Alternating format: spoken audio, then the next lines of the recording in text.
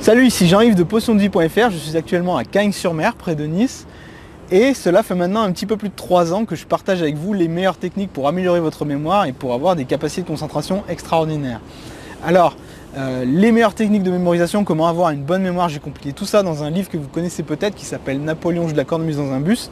Et dans ce livre, je parle de la technique la plus puissante pour mémoriser, c'est-à-dire la technique du voyage. Au passage, si vous ne savez pas ce qu'est la technique du voyage, vous pourrez trouver ci-dessous un lien vous permettant de la maîtriser en même pas 5 minutes.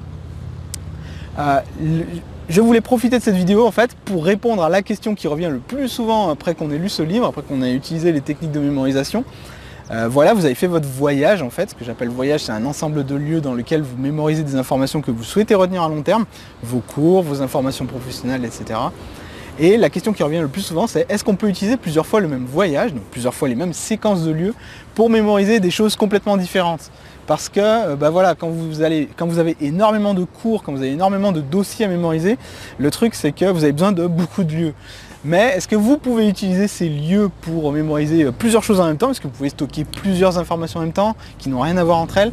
La réponse est oui. Alors jusqu'à maintenant, jusqu'à il y a encore un an en fait, je disais que non, je préfère que vous fassiez plusieurs lieux. C'est mieux pour vous en fait, pour vous habituer à utiliser votre mémoire à long terme. Mais vous pouvez tout à fait utiliser votre mémoire, vos informations dans 2 fois le même voyage. Attention cependant, même s'il n'y a aucune chance que vous confondiez vos cours de droit avec vos cours de, je dis n'importe quoi, mais de mathématiques quand ils sont stockés au même endroit, et vous inquiétez pas, vous n'allez pas confondre les 2 images. En revanche, je vous demande de faire très attention.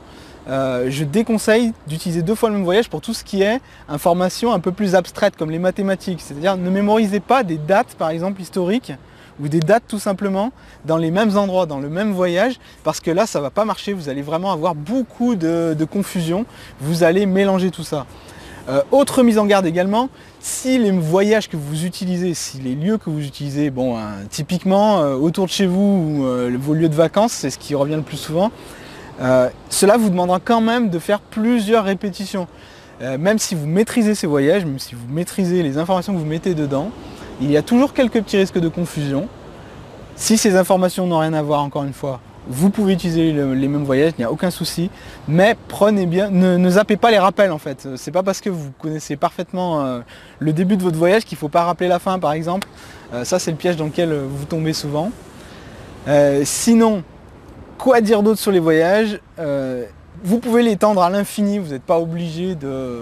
Vous pouvez par exemple utiliser des extensions imaginaires, c'est-à-dire que, imaginons que je veuille stocker des informations sur ce voyage, sur cette plage en fait, j'utiliserai plusieurs points de passage, comme par exemple ici devant la mer, un petit peu plus loin sur les balcons, les bâtiments au fond, je peux utiliser les étages du bâtiment si je les connais, je peux également créer sur dessin ou sur photo, je peux également créer des extensions de ces lieux de mémoire pour en faire des lieux imaginaires.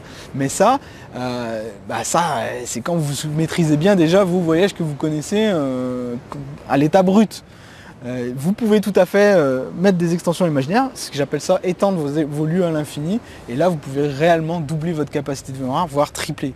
Déjà, si vous utilisez le voyage pour y mettre un autre type d'information, si vous utilisez un lieu pour mettre 2 cours au lieu d'un, déjà vous avez tout simplement doublé votre capacité de mémorisation. Donc voilà, c'était Jean-Yves sur une petite mise au point sur ces voyages et comment doubler votre capacité de mémorisation. Encore une fois, si vous ne connaissez pas cette technique du voyage, vous pouvez la découvrir ci-dessous avec un exercice très simple qui devrait largement vous bluffer. Je vous dis à bientôt pour une prochaine vidéo. Salut!